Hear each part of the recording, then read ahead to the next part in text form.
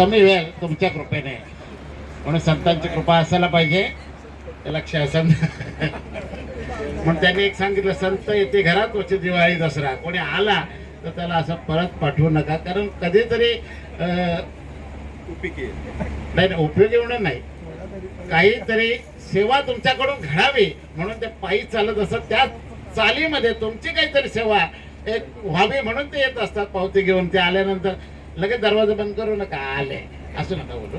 काहीतरी तुमच्या मर्जीने काय जे असेल, 50 रुपये का नाही असं पण आपल्या खिशातलं काढा आणि त्या माऊलींच्या पदरात टाका. आजची कीर्तन सेवा हरिभक्त परायण भास्कर महाराज म्हात्रे यांनी अतिशय उत्कृष्ट सेवा केली, त्याबद्दल त्यांचे आम्ही या ठिकाणी आभार आहोत. त्यांचा शाळ श्रीफल देऊन सत्कार करण्यात येत आहे.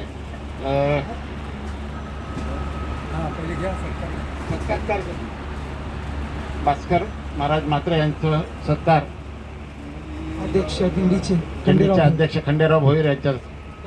पुंडलिक वरदा हरिविठ्ठल श्री ज्ञानदेव तुकाराम. एक खूप सुंदर असा हा नाच कीर्तनाच्या रंगी उपक्रम गेली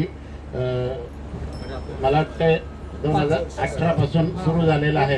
आपला लॉकडाऊन सुरू झालं आणि आम्ही आमची कीर्तनाची सेवा सुरू झाली, कारण कीर्तनच नव्हती होत, नामसंकीर्तन होतच नव्हतं. म्हणून ही जी सेवा सुरू केली आणि कुठेही कोणाकडून पाकिट घ्यायचं नाही असं त्यांनी ठरवलेलं. आणि आत्ता बऱ्याच ठिकाणी असं महाराष्ट्राच्या यादीमध्ये नवी मुंबईचे काही नावं आलेले जे पाकिट घेत नाही, ते कीर्तनकारांची नावं आलेली आहेत. मी वाचलेले आहेत, तुम्ही वाचलेत की मला माहिती नाही, पण मला माहिती आहे. तर त्यांची सेवा ह्या महाराष्ट्राच्या संत सेवामध्ये होते आणि त्याचा जो काही नाम आपल्या कानावर पडतोय त्याचा आपल्याला खूप उपयोग होईल यापुढे. मी त्यांचं पुन्हा एकदा आभारी बनतोय आणि एक त्यांना आणखीन एक विनंती करतो की नामसंकीर्तन जेव्हा आपण ज्या ठिकाणी कीर्तन होईल, महाराजांना हार कशाला आणतो, लगेच ते घालून तिकडे ते फेकून देतात. त्यापेक्षा 2 डझन वह्या आणा ना, त्यांच्या हातात द्या, डोक्यावर द्या, त्या कुठल्या तरी आदिवासीच्या मुलांना कोणाच्या तरी मुलांना जातील अशी माझी त्यांना सूचना आहे, विनंती आहे. सूचना नाही, विनंती आहे. तर असा संकल्प केला तर निश्चित त्याची प्रचिती लोकांना येईल की खरंच चांगलं काम करतात. नुसतंच आम्ही वारकरी आहोत नाही, नुसतं वारकऱ्यांना टाळकरीच म्हणतात, हे टाळकरी टाळकोट्याला जातात.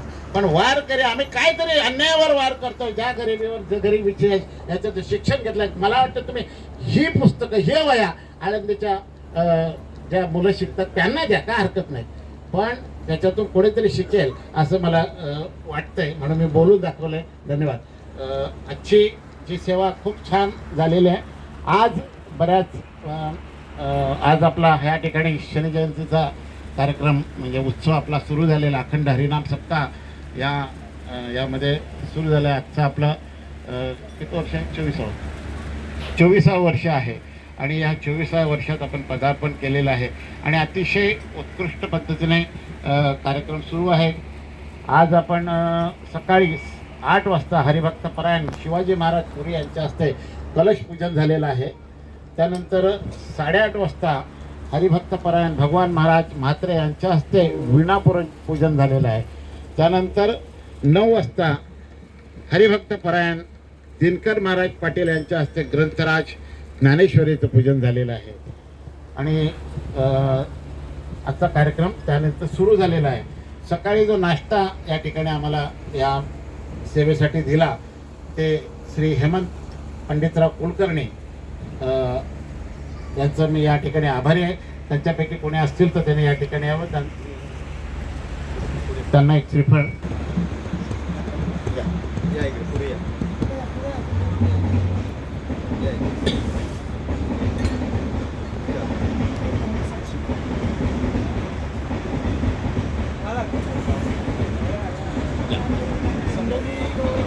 हरे श्री ज्ञानदेव तुकाराम. संध्याकाळी आणि त्या तनाने ते चालत असतात, नाचत जातात आणि मनाने मन लावून ते काम करताना जर रथाचं काम जे काय असो, या मंदिराचं काम असेल ते सेवा.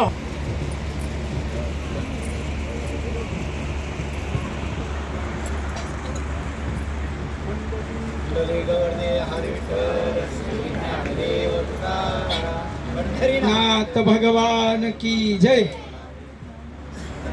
यानंतर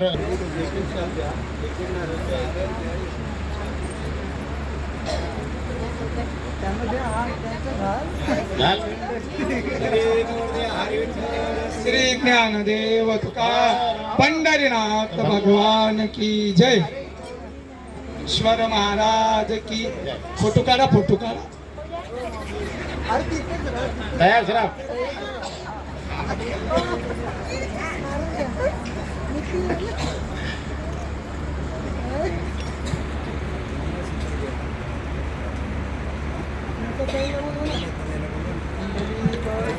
जय श्री ज्ञानदेव तुकार पंढरीनाथ भगवान की जय. 7 काकड आरती होईल. सकाळी 7:30 ते दुपारी 12:30 पर्यंत ग्रंथराज ज्ञानेश्वरीचं पारायण होईल. सकाळी 9 वाजता नाश्ता आहे आणि तो नाश्ता श्री मंगेश शिवाजीराव कुलकर्णी कोपरखेडणे यांच्या वतीने असेल. दुपारचे भोजन आहे ते भोजन श्री श्रीराम किसान महाडी 2:30 ते 4 पुन्हा ग्रंथराज ज्ञानेश्वरी पारायण असेल. सायंकाळी 4:30 ते 5:30 प्रवचन हरिभक्त पारायण सौ. अखंड हरिनाम सप्ताहामध्ये आजची एकादशी आहे, अपरा एकादशी. आणि त्यानिमित्तानं गुरुजींना आम्ही सांगितलं का नाचू कीर्तनाच्या अंतर्गत एकादशीचं कीर्तनकार म्हणून आज हरिभक्त पारायण भास्कर दादा म्हात्रे वाशिया त्यांनी सुश्राव केलेले आहे. पुढची एकादशी ओतूरला आमचे छोटे कदम माऊली 375 वर्ष झाली तुकोबारांना वैकुंठाला जाऊन. आणि पुढचं वर्ष म्हणजे आता